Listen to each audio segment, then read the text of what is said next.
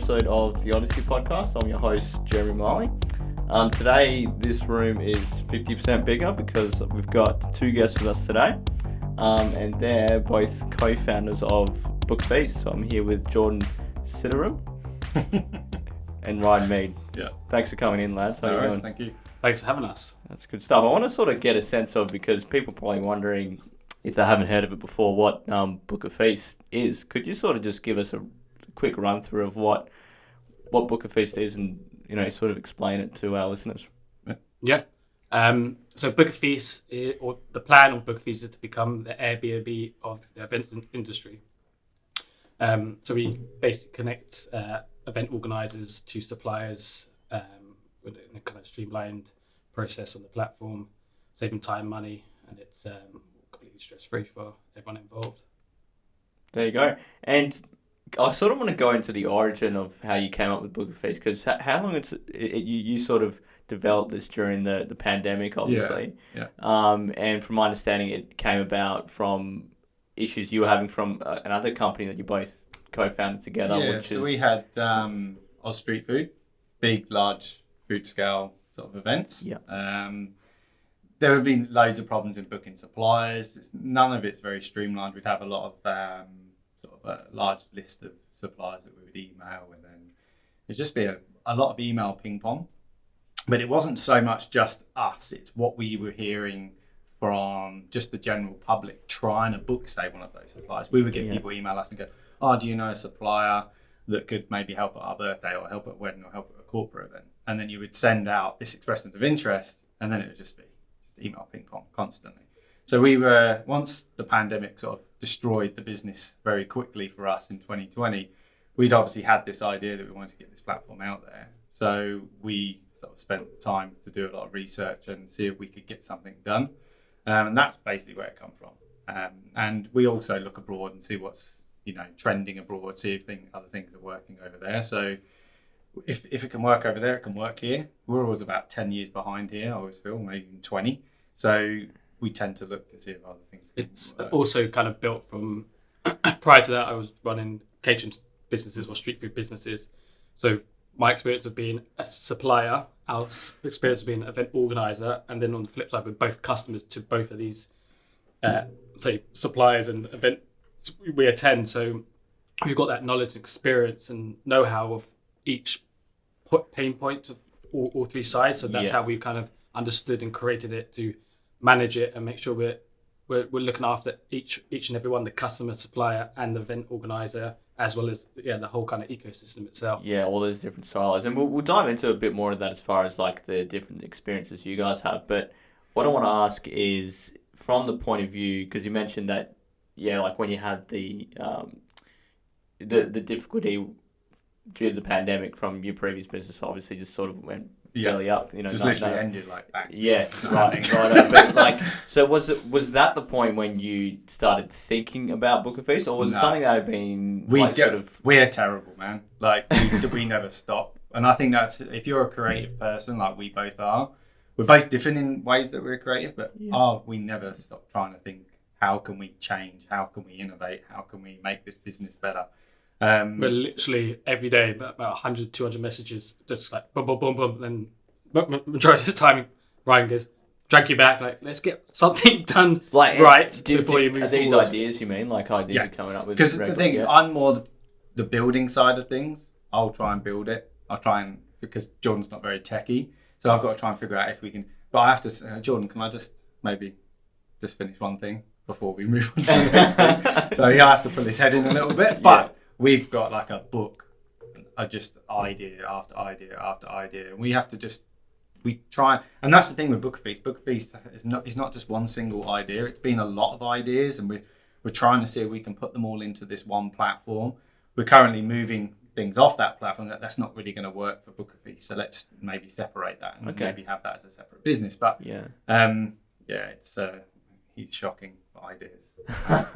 Like, I have them, but I just try and not, get too involved in that idea when we're trying to focus on. Especially if you, like you said, you've got a whole book of them. Like, let's get through these first.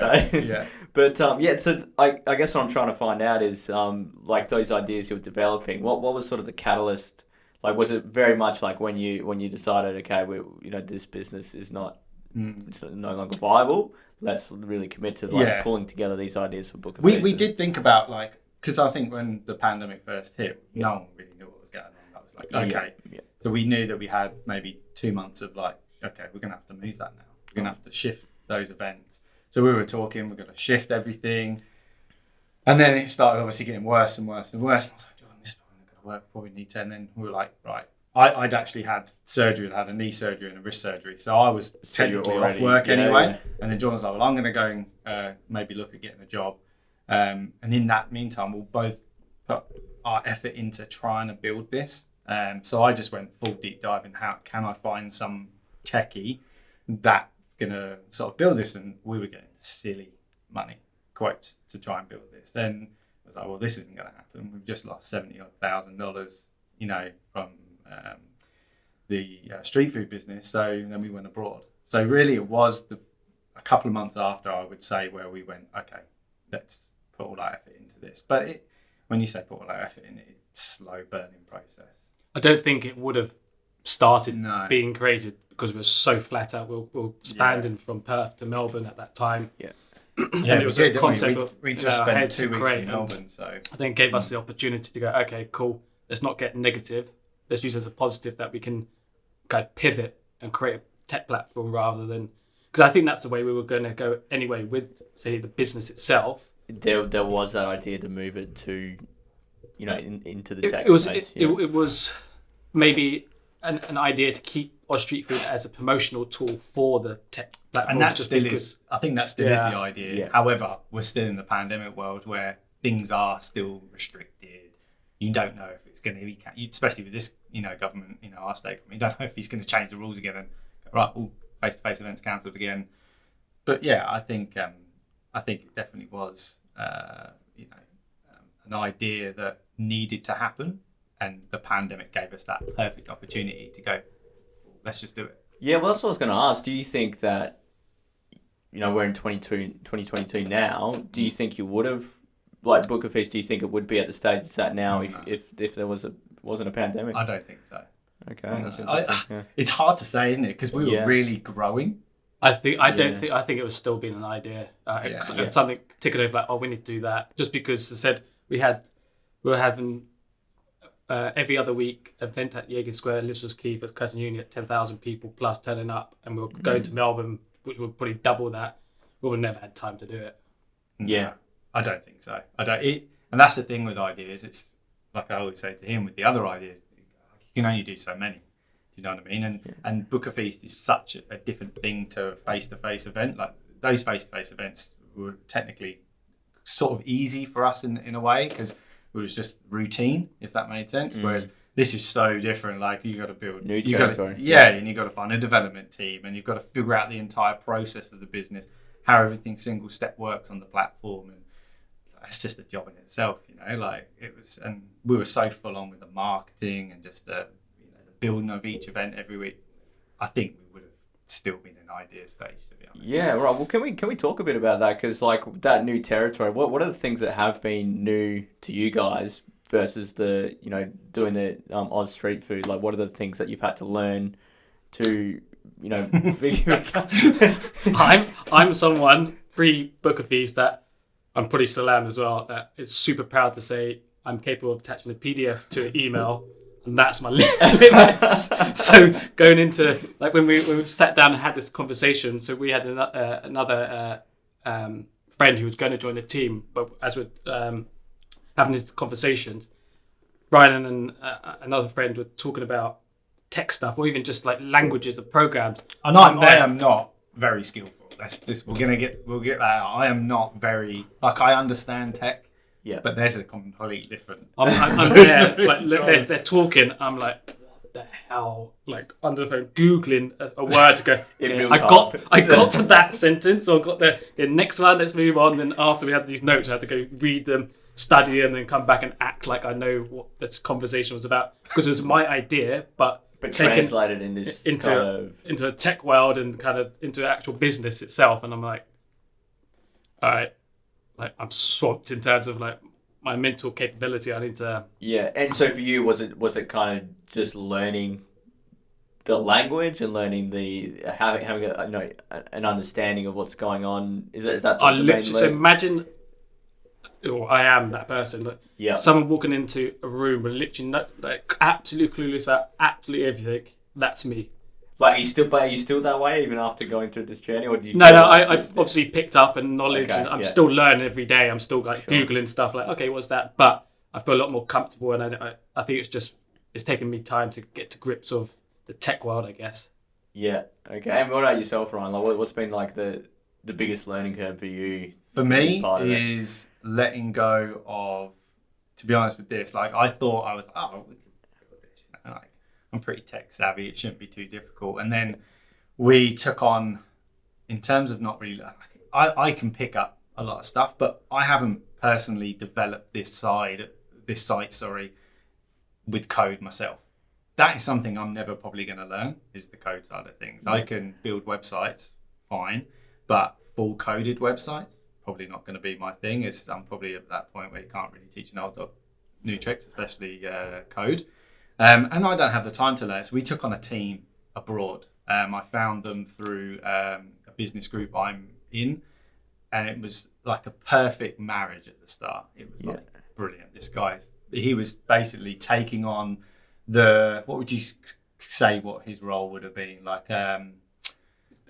intermediate role, in terms of he found the developer's working for him. We would have these meetings weekly. So that was my role. It was like constant. And then I would relay it back to Jordan if Jordan wasn't available. And it was getting me to understand what he was trying to get across to me. Like, you can't build it like this. We got to build it like, okay. But this is how I want to build it. No, you can't. Yeah. So I was struggling with that, because before it was like Jordan would come to me and go, I need this. I go, okay, I'll just do it. Whereas now I was being told, you can't do that. You can't do that. But yeah, it was it's sort of a reality check. Yeah, I was like, oh, okay. So this is not how it's going to be. I'm not going to be able to have control over this. And I let go of the control. And I think that was the biggest mistake we did in terms of getting it built. Okay. I put all the faith and control into this team that were abroad, and they just took that absolute mick. Okay, in what way? Like, what was a mistake? Well, obviously you got language barriers anyway. That's a start. But the main guy spoke perfect English. Like, he was completely fine. But it's when you have if you've got us as a team, and I come in and you're the developer, and it's like, okay, this is what we're going to do today, and you're not. I can see you're not doing it. Great, but I'm being told you're doing it for weeks on end, and it's just these little updates. Yeah, this is what we're doing, and this is what we've done. And as a person that doesn't understand code, I'm thinking, maybe this is how long it takes. You know what I mean? Like, and you're putting the trust. And I was getting very frustrated. And I think we probably even had conversations where it's like, oh, well, they know what they're doing. Just make sure, keep up. So I would literally every couple of days go, what's going on? Can you give me an update? Here's the update. And you're like, okay, well, they've updated me. But when it comes to the reality of it, they weren't even doing anything.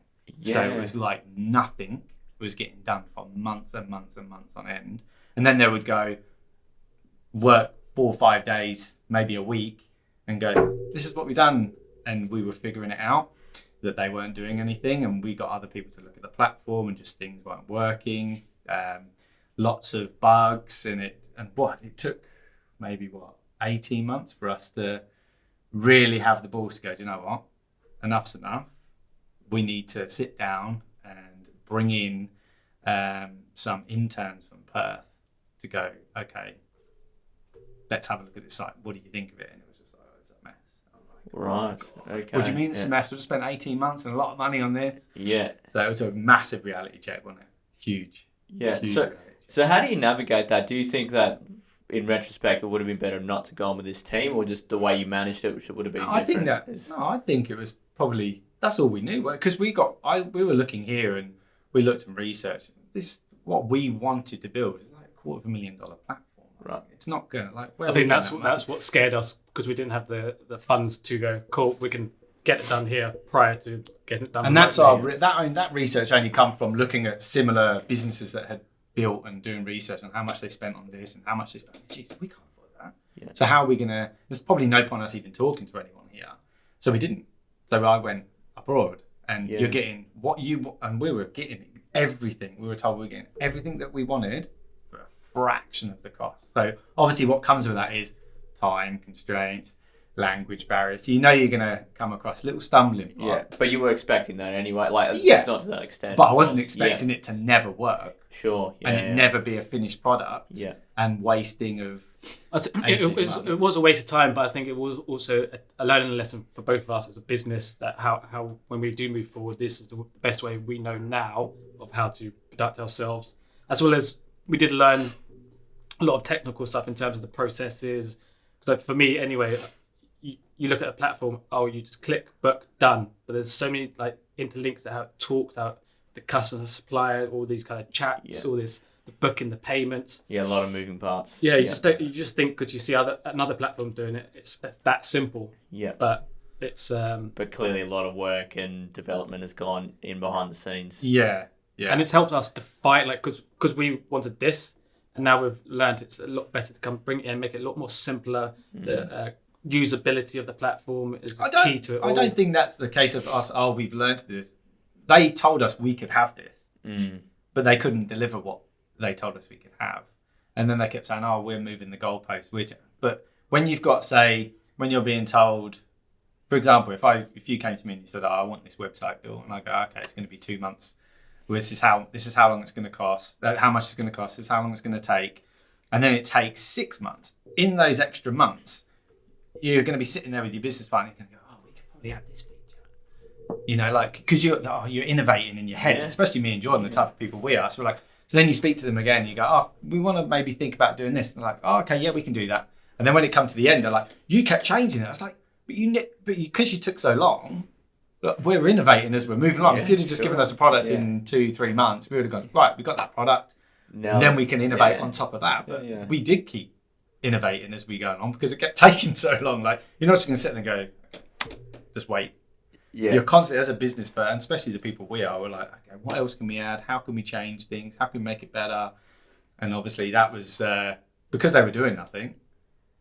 I think they were just getting annoyed. You know, it's a learning curve. I wouldn't say never go abroad to find a developer. I'm sure there's fantastic ones, but it just didn't work for us, unfortunately. But we had the sort of balls in the end, didn't we, to go out there and put ourselves out there and find local developers that would come on as sort of like interning with us in terms of funny work, because we're not technically teaching them. We're technically giving them the opportunity to help build, help them to build this for us. Yeah.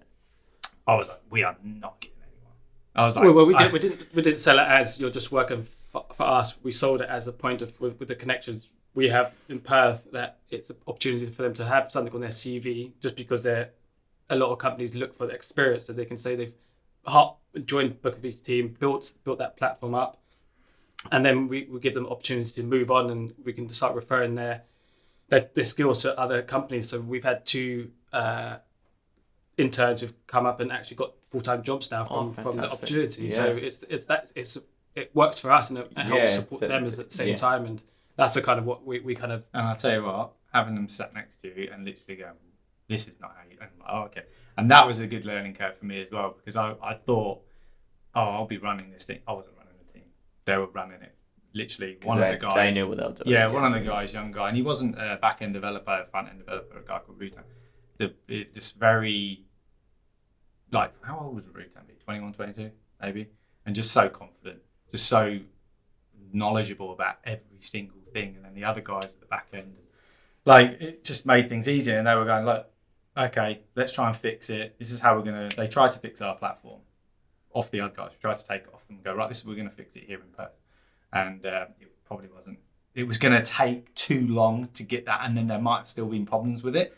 So they actually started something from scratch, is that... Yeah, so we've rebuilt it. So they've come in and looked at the old platform, try to do what they can. It was just causing more issues, and we sat down and then basically decided that, okay, scrap that, let's start afresh. Which I tell you, man, I was just like, oh my God, no.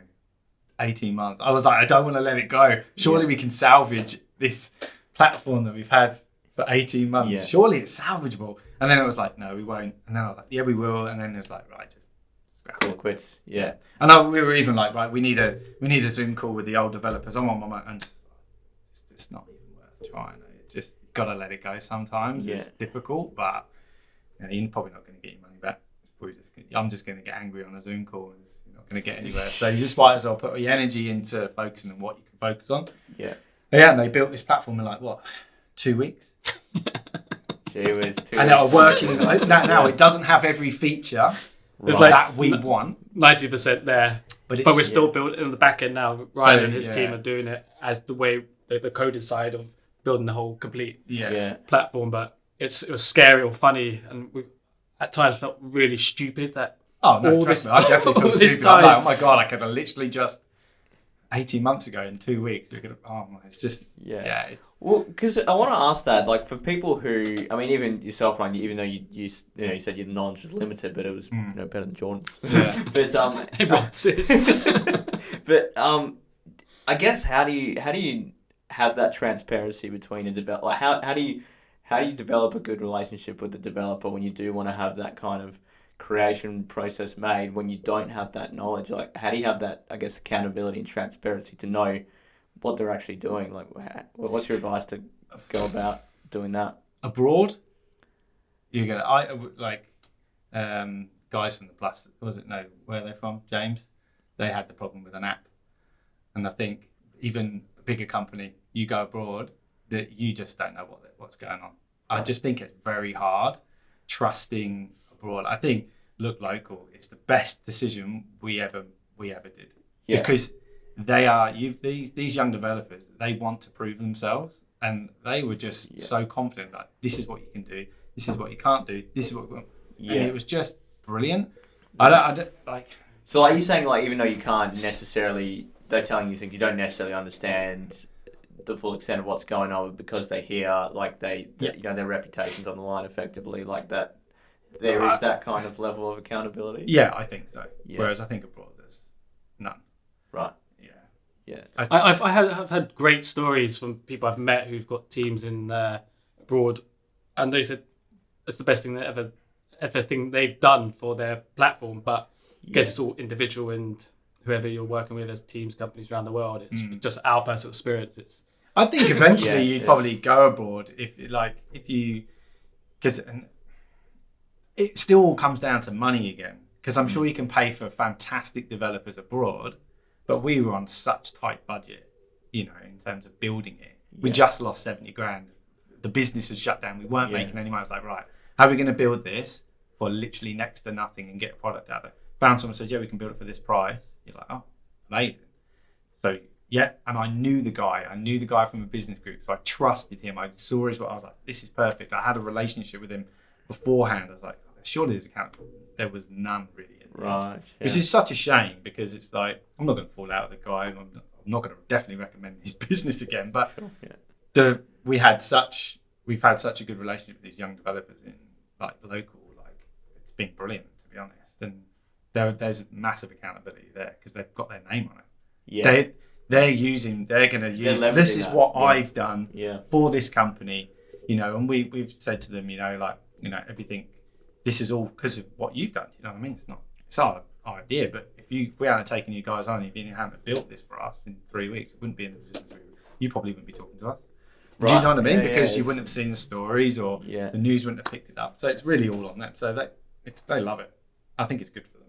There is that mutual gain. Effectively, 100%. You guys got a 2-week platform put together. And they're using it for their CV. Yeah. But I haven't even got to how you guys. I don't want this to sound awfully romantic, but how did you meet? This is a funny story. Okay, let's hear it. Before that, doesn't make me sound great, to be fair. Before that, on Street Food, we got Channel 10 down to do an interview on one of our food festivals, and Ryan was being interviewed, and he goes back to the point of being romantic, and he was like, "I'm Ryan Mead. This is my partner." I didn't say business partner, and I didn't even clock on. So everyone's thinking we're partners. Go back to how Ryan and I met. I was mates with his brother Dave prior to meeting Ryan. Yeah. So we have another friend, Jack, who when I first moved here, I was staying with Jack, who plays in the football team or soccer team. Right. So I went down to watch them play, and it was one Sunday, and the first ever experience I got to know of Ryan was, I can't remember the exact thing, but he was playing up front, I think. And then something happened with the referee. All I heard was massive swear word, boom, boom, boom. Him getting sent off, and as he's walking halfway through the pitch, like swearing his head off, boom. I was like, who is that? And Dave was next to me, go, oh, it's my brother. I was like, oh, right. just a typical. I'm very passionate. Yeah. Right? If people aren't pulling their weight, they get very annoyed. So that's usually what happens. And I don't play football no more. Then I think the second time we met was, I had a gourmet hot dog business, and I was in Watertown or Harbour Town. Yeah. And at the time, him and his brother and a couple of friends had a clothing company, and I think they were walking around doing a business meeting, and he came walking up. I think he was getting a hot dog, or your brother was. Well, his brother literally used to bench wherever he would. He's FIFO, but he would come down and don't know if it's an excuse to get to the house or It's definitely what. an excuse to get out. But he would just come down. I'd be like an hour away from his house just to get one hot dog and come back. Oh, brilliant. So yeah, Ryan was there one time, and I think we just met. I think you were going to some meeting about his clothing line, but we just ended up having a discussion, and then he messaged me because I was trying to do marketing on social media, and he was like, "Don't do that, do this." Like he was advising me how to do the marketing, and we just started chatting, and we ended up. I think you might have even said something about, if the clothing business goes well, we could get involved. And I was like, you do not want to get involved in this clothing business. Yeah. I know, because I had this clothing business. I quickly said, if you'd say it was a disaster. Right. But the biggest learning curve I ever had. I literally learned everything. I did the photography, the graphic design, the marketing, the communication with the fact I did absolutely everything. We had all these other people involved, but it was just the biggest learning curve. And then when I met Jordan, and I think in the conversation may have started, we need to do something. You said about events. I said, I've got this idea for a fitness event I'd love to do.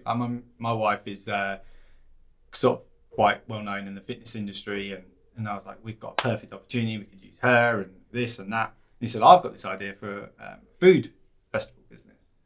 And I was like, well, we need to catch up for a chat. And literally catch up for a chat. That's how it happened. That's how we got together in business. So, and lucky enough, we started with my side of the didn't. idea of the food side. We never got to his side. We never got to, we literally set up the fitness business in terms of a company and never got to it. And which is a good thing, because the way things are sort of gone in the world of fitness festivals and stuff like that, it's not really a thing. But Perth, I saw a huge opportunity here, because I don't know if you've ever seen the fitness festival that used to come here. It's dreadful. It was so bad, and I was like, we've got to do it better. Jeremy's competing on the weekend. Yeah, next weekend at ICN I am. Oh, Yeah, first show. Oh, we were just having a nice. chat, and I said about Jade and you. Yeah. Yeah. Nice. Who's your coach? Will Collins. Oh, okay, yeah. Yeah. There you Top go. bloke. Yeah, there you go. See, small world. Yeah, Small world. So, because there was no great fitness sort of expo here, I was like, we should do it. I could definitely do one. Even though I've never done a fitness expo, I was like, I can do a fitness. Typical me and Jordan. We were just trying to do something, but we never got to it. We tried. We had meetings with Optus Stadium. We were going to do a huge fitness show in and around Optus Stadium, but pandemic hit, and it just didn't happen. Yeah. So we looked at convention centre and outside Optus, didn't we? Yeah, outside Optus. Had all these plans, these visions, this interactive kind of sports expo / festival. Yeah. And it was like, it's going to be next level, and then again, pandemic, bang. Yeah. So we just was like, we'll put that on the back burner, because there's just no point. There's no point even trying to think of these things when you just don't know what's going to happen next week. Yeah, it's just forget about it. Yeah. So, But we sort of through this conversation touched on it a little bit, but I want to get a sense of what's the dynamic of being partners in business, and how do you kind of leverage each other's strengths and weaknesses, and what are those strengths between the two of you in the different iterations in the event space, but now also coming with Book a Feast as well now. I think somehow we're lucky. We naturally have our own strengths, and we don't really overlap in that aspect of it. We do overlap in terms of the work. So when we don't match in certain things, we'll just come together and go, okay, cool, let's try and do this together, work it out. But somehow our strengths are obviously Ryan's the marketing, tech savvy, and more the kind of the idea, the customer service, the supplier service, the kind of our brand and our growth. We come together and kind of strategize on how we're going to develop. But I don't know. We've never sat down and go, "You're going to do this. You're going to do that." It's just been like a natural thing. Yeah, I was going to ask that. Yeah, how do you come to what those divisions and roles are? Is it clear, or is it? Well, he's useless with tech, so that's obvious. So it's just. But I think it worked. It worked really well because Jordan obviously was in and around the food industry. Yeah. He knows the industry. I like food. I don't really know the industry, so I'd stay out of that side of things. Because I ran. This is where I go back to like it was a complete disaster. The clothing company. But I did every aspect of that business, and with a clothing company, there's a lot of graphic design. I did the marketing. Not that it was right or was successful, but I did it all and I was learning. So I knew I had a base to go, well, with the events, I can do all the graphic design. I can do all the design of the posters. I can do all the marketing if need be. I can create all the Facebook pages. I can do all the Instagram. I can do... It was just easy. I'd been doing it for a few years. So if I knew that Jordan had that side, he knew that I had this side, and we just didn't have to worry about things. But then we would just come together and put the event on. So it was just really easy. With us both having zero experience in event management, don't know how we done it. We did pretty good. We got a contract. I'd done one off event for Curtin Uni just because I was a street food vendor and I saw this new niche market for vegan food. Yeah. So I just presented to them and said, can I do a vegan event called Living on the Veg? No experience in terms of event safety, management plan, this and that, council permits. I just somehow blanked it through and they paid me, I think it was like $5,000. I was like, whoa, just like not much work to do that. So I came back, then we ended up moving that event to Badlands Bar and done a larger scale of it, then sold tickets for it. I was like, oh, this has gone from $5,000 up to say $12,000 for one night. I was like, we can make some good money. We got very excited very quickly. Like, so then we got commissioned by Curtin Uni to come back and redo them, but we started creating all these themed food events. We've done our Street Food Awards, which would be each, let's say, 10 vendors turning up. The best burgers would be Burger Fest or Rib Fest, Teco Fest, and they would win. The best vendor voted on would win the award. Right. So we built that up. Extremely popular. We had like average events at Curtin would do like say 1,000 staff or attendees turned up. We were doing events of like 8,000 to 12,000 people turn up on a Friday night when they were normally out partying. So then we took those great concepts and turned them into large scale festivals, which were like vegan nights, Asian nights, curry nights, being commissioned by MRA at Yegan Square, Elizabeth Keys, and it was good. I completely forgot your question. I just went off on a tangent. No, I was just saying that sense of the experiences that your respective backgrounds and drawing upon that to come together as business partners, and like I guess just building upon that. How do you find the managing the dynamic you have? Because like there's plenty of horror stories out there of people who, even in more than two people, they'll come together as business partners, and there's conflict and drama and things like that. I guess like just like we don't really have too much conflict. We probably do have conflict, but it's resolved instantly, right? Yeah. I think because we're both from sporting backgrounds, so I used to play football, soccer, and Ryan Thai. Muay Thai. Muay Thai. And we're very, we've been within his own team training here, me being in the football team, we know how teamwork works, but we can work together individually as well. But somehow we've got good work ethic, drive, and we a passion to succeed. So if we can't or don't know how to do it, we'll find a way of doing it. So I think that's where it just comes from. I don't think people would probably look at us and see it as the right way that we work, because we literally just head first, dive in. And I've always had that thing, and I literally, when I left school, going back, this is sort of giving a sort of an idea of the sort of person I am. I was like, what am I going to do? I want to be a professional golfer. That's all I wanted to do. I failed pretty quickly. I realised pretty quickly I was not going to be. Mum was like, you better go and get a job. So I ended up being a tiler. Worked for like 3 months with this tiling company and went, I could do this on my own. I'll have my own business. I'll just create some flyers, recruited all my mates, dropping them in the doors. Had my own business when I was like 18. That's the type of person I was like, I can make more money. I could always see a way of pivoting and me doing something.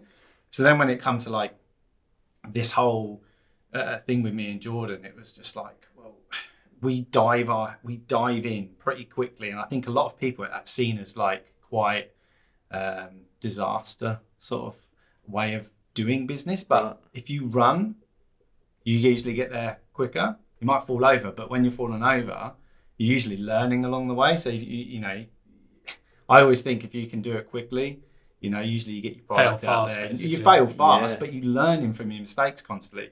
I am constantly learning. It's probably not the right way, and probably people might look at this and go, oh my God, that's not the way you do it. But, you know, we've spoken to other people and it's very strategic. Oh my God. But they've taken so long to plan this out that either they've missed the mark. Yeah. The opportunities just gone. Yeah. But we just go, okay, cool, we're going to do it. And it's success. Majority of the times, if it's not, it's like, okay, cool, we've learned that quickly. Let's move it. So that's how we kind of develop everything. It's just go do it. Okay, learn, scrap. Okay, build. It definitely is I don't know what the word is. A crazy way of running a business, but we're learning to be less that, if that makes sense. Yeah. We're very more strategic now in what we're doing, and like we're not so gun ho. But you know, and I think to have the passion for it as well is like Jordan has the passion for it. I have the passion for it, and if you don't have the passion for it, then you know it's never going to get anywhere. You know, I think that's the other thing as well. People can be too strategic without the passion. It just what you're doing it for. Because we've had, since we set the food festival business up like a few years ago, 3-4 years ago, we've had people, no one was doing what we were doing, new innovative, creative ideas, concepts. Yeah. We had people coming in, say, copying that idea. I used to get really annoyed, like, I created that. It's like the best thing ever. We got all this, and then someone else is basically doing the same thing but rebranded it. But they'll quickly drop off, and I'm like, why is that? And then we obviously understood that we have a passion, drive, and we actually enjoy what we're doing. So if it's not succeeding, we'll find a way to make it a better version of it, rather than going, oh, it's not that good, scrap it, I'm not going to bother anymore. I always think if you're the first one to market, you will give people copy. It's always going to be. We've had a lot of people on the site, and you know that they're not real people, and they're testing the site out. But that's fine. Yeah. That's people. I'm trying to. What the hell? Where's this come from? What's this all about? How is it working? They're going to try it, but we're 10 steps ahead because that's just that. They're seeing that as, oh, is that it? Is that the finished product? Wow. It's like, no. There's all this. There's other stuff that's currently being built out, and then we split the platform into maybe a different business. That's something else that we want to do, and it's just like and that's the thing with business. You can get annoyed at people for copying you, or you always if you're the first to market, you're usually way ahead. Yeah, right. Even they'll probably fall off and fail before you will. Yeah, and that's sort of like you sort of just touched on there, Jordan. Like, do you see it like it's important to, from whatever you're doing, like whatever the business is, to have that internal passion and drive for it, because when there are those times when you're in the dumps and things aren't going so well, that you're still sustaining because you've got a vision, you've got a drive to achieve something. 100%. I get down constantly over when we have these negative points of like we put a feature out, it's like it's not the way I wanted it, or it's not working. I'll be down in the earth, and then next day when I wake up, like, cool, I'm up, I'm driven. Just gives me time to re-energize, because I actually enjoy and I believe in seeing, I can see a bigger picture, and rather than going, this is only a small cog in this big thing. So rather than getting negative, sit down, message him, we'll have a chat. Okay, cool, let's go up and try again. So that's where success comes from, your capability of being knocked down. What's the word? Like durability, being resilient to a lot of things, and I think that's what we're good at. It's being prepared to, put the time and effort in and not get any reward. Like I've literally now, it's 18 months, I've not made any money. It's just working on this. Bang, bang, bang. Yeah. So I took it even more to heart when I was like, oh my God, I've got to let that platform go. Yeah, because it was very much tied to... Everything was on me every day, speaking with these developers. Jordan was working at Space Cube, so it was all on me. The pressure was on me to get, oh my God, I failed miserably. Right. Oh my God. But we literally have a blueprint of the platform. It's there, so everyone can look at it. The developers can, so we don't have to, that's already done. It's already planned out. Yeah. So it's not really a disaster, but you've got to be prepared to put the effort in and work for it. I think a lot of that's, especially with startups, a lot of people, they think it's going to be a quick turnaround and they can make that money, and we've realized pretty quickly that it's not like that. This platform's been launched, but we're not sitting on a load of money already. Like it's not how it's going to work. it's going to take a while for people to have the trust in it and stuff like that. And I think you have to have that. You have to have that understanding, durability, and passion for it. Because if you don't have the passion for it, you won't work for free. Yeah, gotcha. Because you got to work for free. Like that's it. You know? You've got to figure out a way of building something in your spare time or quitting your job and doing it. Yeah, well, I mean, that's a super good segue into what I wanted to ask next. Was I do want to have a conversation around funding, like both in the sense of like how you went about funding, you know, for the developers, and I'm sure there's a lot of other expenses that went into it as well. But then also just you guys individually sustaining yourselves along that way. Like, what were the things that you were doing to still have that income, but also still have enough time to be able to devote to developing this? Well, Ryan was doing modelling on the side. It's modelling. So we bootstrapped it all from. So we actually spent not the business money because we lost money on that. So we actually had our own savings and put that into the Booker Feast build. Yeah. Along the way, I've been working for Space Cube, as you know. Yeah. Ryan hasn't been off because I've had 4 operations now in 18 months. So. Wow. Okay. Yeah. Don't do Muay Thai. Ruined your life. So I've technically not been working. So I've put all my effort.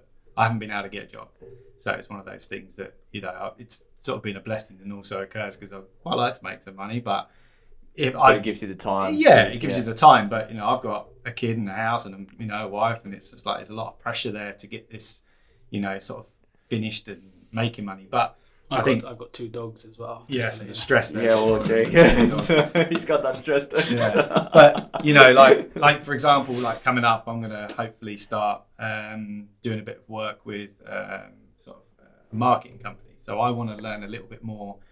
And that there is like me learning something for myself, but helps the business as well. Do you know what I mean? Yeah, and that's like one day a week I'm going to go and do something for free again, but potentially I'll start making money out of that, and it's only going to help our business. So it's, you know, it's tough. It's tough, like being able to fund a startup, because it's like, where does it come from unless you're working full time? Like, and I've gone through with the clothing company. I was just like, money. I was just seeing like, oh, this is definitely going to make money. Just put more money in, buy more product. Yeah. Spend more money on marketing. Let's do this. More money on influencers. And it was just like going. And then when we come to actually closing it down, we put over $100,000 into it. And it was just, oh my God. But that's like the most amazing $100,000 learning course I ever did, to be honest. Like, obviously other people put money in and they lost that money. That's the risk of business, you know. But because I was doing everything, I actually learned so much out of it. It was free to me for that learning. Yeah, he got everything for free. Yeah, that's why I came in. It's like, $100,000. Yeah. But it's like, it's hard. Like, I think that's where a lot of people won't do the startup thing. I think they just won't do it because I think of the funding challenge. Funding challenge. Like it's so easy, and you think, well, I remember we got 2,000 products. I mean, you've got to find 2,000 people to buy a product, and I've sold out. That's so much harder than what it sounds. It's near on impossible to do things like that unless you have the knowledge in every single thing. And that's with us. Like, we have this amazing product, this amazing platform, right? Got to get people to use it. People have got to trust it and use it now. You know, it's a tough world startup. And hats off to anybody that does it and is successful from it, because it's not an easy road. It's quite the grind, yeah. It is, 100%. Yeah, well, I want to ask you, and this is sort of individually as well. I'll start with you, Jordan. What would you say has been your biggest challenge in your entrepreneurial career? I think every day is a challenge for me. It's when I was younger, the first business I had was an eco-friendly transportation company. Right. Absolutely clueless again about business, first of all, let alone transportation. But I saw a niche in the market to turn it eco-friendly. This was 20 years ago when I done it. And it's just building, knowing the right decision to make in terms of what avenue to take with the business, or even what team member to bring on board. What's the market? How much should I spend on marketing? Or it's like we're still doing it, or for me anyway, still doing it every day. Going, what is the right decision? You have to trust your gut, or if you get it wrong, quickly make that right by, I'm not gonna drag that along. Just trying to cut it off and move on and kind of build off that. But yeah, every day's a challenge, and every day I'm learning. Yeah, so like sort of just maintaining that motivation on a daily basis based on the things that are being thrown at you. constantly through the business. Yeah. Yeah. Yeah. Okay. And yourself, Ryan? What would you say your biggest challenge has been? I would say it's like understanding the people that you're focusing on and understanding temperament. Because I get very frustrated with myself, which then you don't want to, like, I don't want to come across as the grumpy person. Yeah. But I've sort of like put blinkers on sometimes. Like, I just need to focus on this, and I probably forget that, this business, you've got to be very people focused in a startup. And sometimes, like, I'm quite a confident person, but I think the whole like making connections, Jordan's probably better at that than me. I'm just I just want to get this finished and out there and making money. I just got to make these connections. Yeah. You got to do all this other stuff, and you don't think. You got to go here and you got to speak to these people. You got to go and have an interview. You've got to do, that's not. I'm just more like, I just want to build it. Yeah, more direct from focus and like. So I think I'm struggling with that side of things. Yeah. Because it's not really something that I enjoy. I think you've got to enjoy it. Right. Do you know Okay. what I Well, I mean? guess going back to that again, because you do have those different temperaments. Do you think that's important in that kind of partnership, so that you can be very like focused, do this and that, and then Jordan might pull you back a little bit and say, no, we got to like. But then when Jordan makes this connection, I'm like, right, let's act on Let's it. go. Yeah. Which Okay. sometimes it's not possible. I'm like, Yeah. right, what's this person going to do for us? Are we going to Yeah. get something from it? And he's like, well, let's just build this. We don't want to burn any business. I'm like, well, what's the point of being friends if they're not going to help us? That's Right. my mentality. I'm just very much, and I think you hear a lot of this when people say it's like, oh, we're non-profit. I'm like, geez, we're definitely profit. You know what I mean? I want to be profit pretty quick, because if you don't make money pretty quick, you're going to fail. Well, you're not going to be business for And at the moment we're basically non-profit, because everything we're making goes straight back into the business. Yeah. And I think I made that mistake with the clothing company. We didn't really make that mistake with our street food, but you're still piling money back into the business. And I don't know. I'm very much direct. I want to be successful, and that's what drives me. So I think the humanitarian I just got to focus a bit more down that side of things. I'm a bit like, I don't find it very interesting. I know that sounds bad. No, but like I said, it works. It's making me realise, like just having those different temperaments and different behaviour styles. I'm a big believer of, say, the community, making connections, long-term partnerships. I definitely am. Yeah. I'm just like, I just want to build this, man. Yeah. And I get it. You've made these connections. Let's act on it. Yeah. Do you know? But sometimes it's not possible. That they're there in your back pocket for when you need them. But it takes time to build it. I can't just go to you like, Relationship cool, building, we're friends. Can you give me business? Yeah. Do you know what I mean? Yeah, I see the bigger picture that we have to help each other out, build a relationship up, and work together. And it's not just a quick, mate, can you help me out? Then see you later type thing. It's part of the what say that this per community is everyone helping and supporting each other rather than being individual and trying to take advantage of people. Yeah, that's right, and especially in Perth, like we already touched on, a very small world. So, there's one more thing I want to ask before we transition into our fun segment around talking about the film. Besides jumping on this podcast today, what's been the highlight of your career? Highlight of this career? No. So, like your let's say your overall entrepreneurial journey. What's been? We'll start with you, Ryan. What's been your highlight? Well, it definitely hasn't been making money. Because you don't make enough. Right. Just knowledge, learning. Like, you're constantly gaining new skills, and I love that. Like, I know loads of. I wouldn't say I couldn't put myself in a bracket of this is what I am, if that makes sense. Yeah. So I think constantly you're learning new skills, and I'm like, now, like, we've got this team of developers, and usually it's just me and Jordan that have been working together, or when I had the other business, it's just myself. Now I'm like learning to look after and manage them. So you're like a mini HR. So I'm learning that. So that's a new skill to take on. You know what I mean? So I think just gaining knowledge. I love it.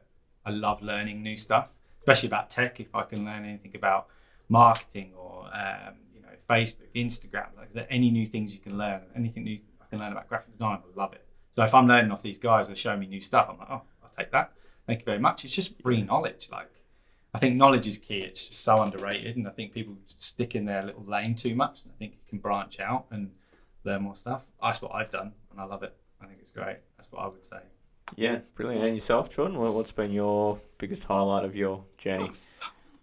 I think there's lots of highlights along the way in terms of just us creating from a business out of a concept into a business, and then turn that business into something successful.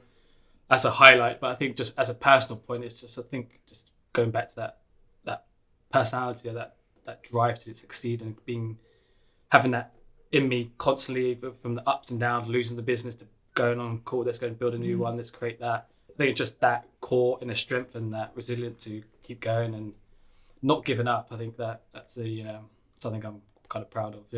Yeah, brilliant. Okay, well, no, I think it's a good point to end that sort of segment, and so we're gonna transition into the film portion, and for the listeners who, well, this is their first time listening, the reason we do this, I think you can learn a lot about a person from the films that they like, and today we're going to be talking about The Shawshank Redemption, and this was chosen by our man Jordan here, and I sort of want to start by asking you why you chose that movie, because obviously, what does that movie mean to you, I guess, is what I'm... Can I read this out what I wrote to you? Please, go ahead. Just yeah, because... Got a script. No, I messaged Jeremy before when he asked, and I was like, makes sense what I wrote then. Does it make sense now? It's been interesting. Like the previous guests have come, and we've had like the biggest variety of like films. Like you get all sorts of, like, we've talked like Godfather, and then we've talked like there's another film called On the Basis of Sex, which is like a more recent one. And wasn't it Batman the other day? Was it Batman or? No, not Batman. But no, you're right. Yeah, it was Batman Begins. Yeah, that was a good one too. Yeah, so we've got quite the. What's yours? We'll have to switch seats. And there's a lot of films I'd love to talk about. So what I wrote to you before obviously, for some reason I love the movie just from the whole feel of it, going through the journey, and the way it being such a poor show when it first came out all those many years ago, to I think over the years people connected with it one way or another, and now it was voted the top 3 or 5 in the world's best movies or something. Yeah, you would typically see it like listed within like the top 5 of like just about any kind of list of like best of or like all-time classics or whatever. So yeah, it's definitely holds its place in cinema history. Yeah. But what I wrote to you, and I think maybe subconsciously the reason why I connect with it was what did I write? So Shawshank Redemption, for so many reasons I connect with it, maybe on a level that most don't. It reminds me of the struggles of building a business. It has the stupidity and mistakes at the start, the years of struggles, mapping out your journey whilst you get beat up, and then creating an exit plan to a better life. Cool. Wow, you've really gone into that. Yeah, that was literally at the top of my head when I was messaging. I do remember you writing that. Yeah. But when you think about it, it's very similar to the journey of, say, a startup to exiting as a business. So it does remind me of that. But I thought I kind of well in terms of comparison. No, I agree. And like for yourself, Ryan, like how do you sort of connect with the film? I know you didn't necessarily choose it today, but how do I connect with that film? Yeah. Just like what probably Jordan said, it is a massive journey, that film. Yeah. It is like a huge storytelling journey. It's just, and I think like I wouldn't say I've really thought about how I would connect with that film, but I can see where he's coming from there. And it is the mistakes, the heartache, the journey, and then the joy at the end of it. Do you know what I mean? There's so much emotion in that film. And that strategizing in that middle part where like you see the poster, and it kind of obviously feeds you into something that you're not aware of, and there's the building the chalkboard, chessboard, and those type of things, and you're unaware what's happening. But as a business behind the scenes, you're strategizing, you're building, and it's this surprise at the end. Startup's a bit like a prison, to be fair, because you don't get paid and you're working for free. And that's literally what you do in a prison. So people take advantage of you. The water. That's exactly it. Take advantage of your skills. That's exactly it. Like that. Yeah. I did read the other day as well. The part of it was something to do with religion as well. Don't ask me too far into it, but the warden was using his religion as a base to. Yeah, it was this kind of like redemption kind of story for the prisoners, but complete hypocrite. He's taking advantage of all the taxes or the money. Yeah, that's right, and using prisoners effectively as slave labor, like it's free labor, like building train lines or the furniture, wasn't it? And this whole kind of that was it, and you got the cash in the lemon meringue pie or something. Yes, that's right. Yeah, cool. We'll take our work away. Yeah, exactly. But I would like to anchor in on, I guess, that journey because I forget how long. I think it's 20 years that he's in prison for that, like the main character Andy, and he is planning his escape, but he's planning it not necessarily knowing it's going to be successful because he's slowly chipping away at the wall. And I guess, like, from your perspective, like, drawing in on the conversation we've had today, do you feel a sense of, drawing upon that theme of the film, like, from a startup point of view, like, even though you have a vision, like, the vision is, like, in that case, it's be free, like, get out of the prison. Yeah. And for you guys, it's building Book a Feast or maybe something else. Yeah. But without actually knowing the exact, like, through line of what that is, like, how do you sort of navigate that point of, to know, like, what the you're not necessarily, like, you have this sort of lofty idea of where you want to be, but not in a grounded sense of, like, this is going to work when I do X, this is going to happen. Like, it's at that point when he builds, when he's tunneled out, but he still hasn't made it. There's still the unknown. Crack that there's big still rock. the unknown. To go through to actually make it, and then do the breakout part. Yeah, I think that's like any idea. Like, I'm sure people that had the idea of PayPal, I'm sure they didn't know that was going to work when they had that idea. Like, what was it? Google was the 12th. I think it was 12th in line of a search engine. So what made them different? Why would they? I bet they didn't know they were going to be the best. Do you know what I mean? But you just keep plugging away and you keep trying to innovate, and I think things like that. That is hard to see the end game. Do you know what I mean? It's like as a film reference, end game. Yeah. It's like have you seen the poster or the animation of the 3 different tunnels? Someone's digging from the top from a tractor, and where the gold is or something. It's the clever one. Someone gives up before and he's only that far away. Someone's given up whatever, then actually someone's actually broken through. So it's just that's what every time I see it, it's like that's the journey of a startup. You're just so unaware of where that goal is, or the pot of gold is. That am I doing the right thing? What path am I taking? Should I be deep down, or should I come back from the top, or is it worth just stopping and giving up, or do I just keep pushing there obviously through? has to be okay, this isn't working. We need to cut our losses and we need to move on and stuff like that. That's the hard part. Well, that's my question then, I guess. Like, how do you know what that point is, and what usually it will come down to money, I think, with the startup. Like, the only experience I really have is putting a lot of money into that clothing business, and I was like, when does this end? Do you know what I mean? Like, how can I keep doing this? Is my own money now. I'm constantly just putting in, and if I'm not gaining back 4 times, what's the point? Like, am I just waiting for that massive break? This will be successful. And then obviously maybe because we were busy with our street food, that was busy enough over here. Let's just scrap this, and I'll take what I've learned from over here and move on. And then I think with our street food, we didn't have a choice. That was stopped for us from COVID. With this, I don't know. I wouldn't have a clue where our end point would be, but I probably would say it would be financial.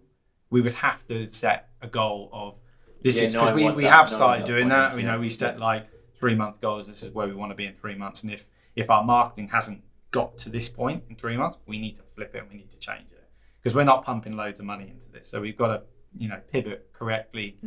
I think if once you exhaust all those opportunities, then, what's next? Our main goal is to get this, having a revenue and then looking for investment. That's literally our main goal. We know it can be successful. You look around the world at similar things, and they're, huge investments, and it's a huge, $900 billion business, the event industry. Like, we need what's the Australian? Was it 90 billion or something like that? 37 billion. I'll have some of that. I want it all. Do you know what I mean? Like, we're an innovative platform. Why can't we have it? That's what I want.